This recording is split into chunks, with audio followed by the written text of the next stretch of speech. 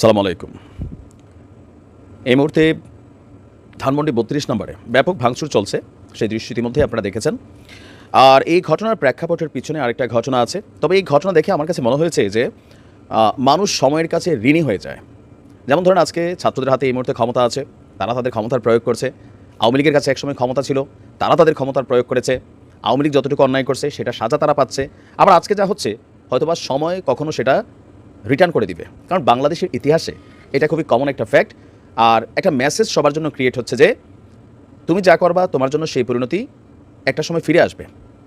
এটা খুবই প্র্যাকটিক্যাল আজকের এই দৃশ্য দেখে আমার কাছে মনে হলো। তো যাই হোক, ঘটনার প্রেক্ষাপটের শুরুটা হচ্ছে আজ রাত ৯টায় বাংলাদেশ আওয়ামী লীগের সভানেত্রী শেখ হাসিনা আপনার এই নিষিদ্ধ সংগঠন ছাত্রলীগের একটা ভার্চুয়াল অনুষ্ঠানে যুক্ত হয়ে ছাত্র সমাজের উদ্দেশ্যে একটা ভাষণ দিবেন। এই ঘোষণাটা দেওয়ার পরপরই হাসনাত আবদুল্লাহর আহ্বানে, বিভিন্ন ছাত্র সমাজের আহ্বানে, নেতাদের আহ্বানে আপনার সারা ঢাকা থেকে আমরা দেখলাম যে কেউ হাতুড়া, কেউ বাঁশ, কেউ লাঠি, আরও বিভিন্ন ধরনের দেশীয় অস্ত্রশস্ত্র, তারপর হচ্ছে যার কাছে যা ছিল, কেউ কেউ বুলডোজার নিচ্ছে। আমি এখন বুলডোজার দেখি নাই, তবে বুলডোজার নাকি যাচ্ছে। ধানমন্ডি ৩২ নাম্বারকে গুড়িয়ে দিতে হবে। কেন? বঙ্গবন্ধুর অস্তিত্ব মিটিয়ে দিতে হবে। এখন ধানমন্ডি ৩২ গুড়াই দিলেই কি বঙ্গবন্ধুর অস্তিত্ব মিটা যাবে? অথবা আওয়ামী লীগ গত ১৬ বছর বঙ্গবন্ধুকে যেভাবে মানুষের মনে জোর করে ঢুকাইতে চাইছিল কিছু কিছু কাজে, তারা কি ঢুকাইতে পারছে? আজকের এই দৃশ্যকে সেটা বলে।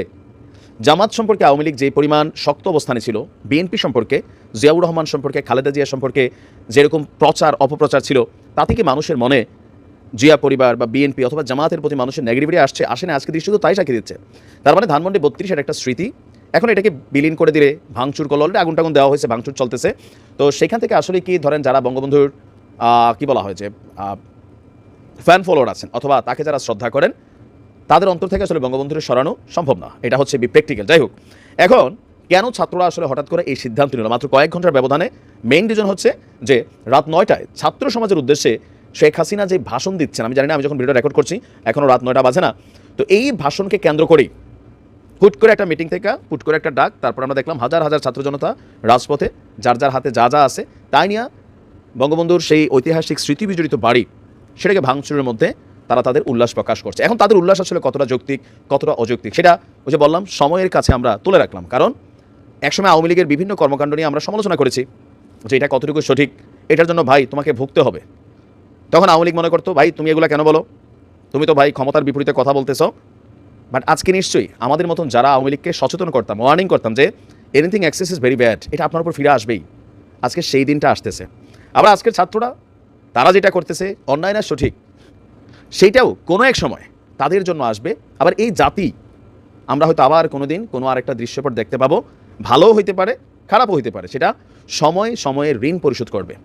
তবে এই ধরনের কর্মকাণ্ড যে মেসেজটা দেয়, শেখ হাসিনার উপর ১০০০ বার রাগ থাকতে পারে, কিন্তু বঙ্গবন্ধুর বাড়ি এভাবে ভাঙচুর করাটা সেটা আসলে রাগের বহিঃপ্রকাশের অংশবিশেষ হইতে পারে কিনা? প্রয়োজনে শেখ হাসিনার যে গ্রামের বাড়ি আছে বা ওনার যদি কোনো পৈতৃক সম্পত্তি থাকে সেখানে তার স্বামীর বাড়ির, এটা তো বঙ্গবন্ধুর আলাদা। এখানে একটা ক্ল্যাশ যেটা তৈরি হচ্ছে, এটা পজিটিভ হচ্ছে না, কোথাও না কোথাও এটা পজিটিভ না। এখন অনেকে মনে করবেন ভাই তুমি এটা বলতেছো, হ্যাঁ না সেনা, কিন্তু আপনি দেখেন এই একই ঘটনা যদি কখনো আবার বিএনপির দিকে যায়, এই যে 5 বছর বিএনপি ক্ষমতায় আসবে, 5 বছর পরে বিএনপির দিকেও যাইতে পারে, কারণ আমাদের রাজনীতিবিদরা কথা শোনে না, এটা প্র্যাকটিক্যাল, নেতারা কথা শোনে না। তো চারদিক থেকে তো এগুলোই তৈরি হবে। ছাত্রদের এই কর্মকাণ্ডটা যদি ভালো হয়ে থাকে, অদূর ভবিষ্যতে তারা ভালো ফলাফল পাবে।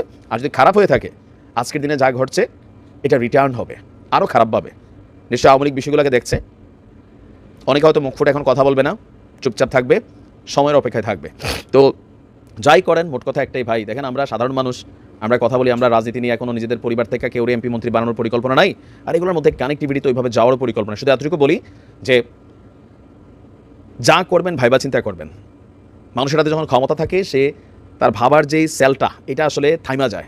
চোখের সামনে সব দেখে যে আমার, শেখ হাসিনা একসময় সব আমার দেখতো, ঘরে ঘরে আওয়ামী লীগ দেখতো, তিনি দেখতেন আওয়ামী লীগ, কিন্তু সব ছিল এন্টি আওয়ামী লীগ। আজকে নিশ্চয়ই হারে হারে বুঝতে পারছেন, সময় বলে দেবে। ভালো থাকুন, আসসালামু আলাইকুম।